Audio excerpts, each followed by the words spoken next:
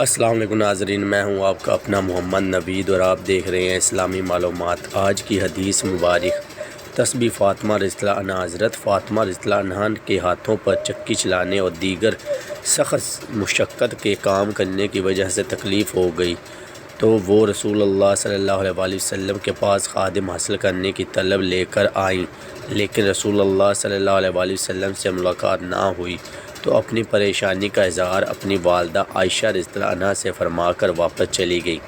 جب رسول اللہ صلی اللہ علیہ وآلہ وسلم تشریف لائے تو ام المومنین حضرت عائشہ رضی اللہ عنہا نے ان کو فاطمہ رضی اللہ عنہا کا پیغام دیا تو دونوں رسول اللہ صلی اللہ علیہ وسلم فاطمہ رضی اللہ عنہا کے گھر تشریف لے گئے۔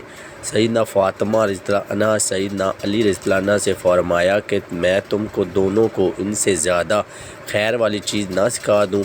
وہ یہ ہے کہ جب تم دونوں اپنے بستر پر جاؤ تو 34 مرتبہ اللہ اکبر کہا کرو اور 33 مرتبہ سبحان اللہ اور 33 مرتبہ الحمدللہ۔ یہ عمل دونوں کے لیے خادم سے زیادہ خیر والا ہے۔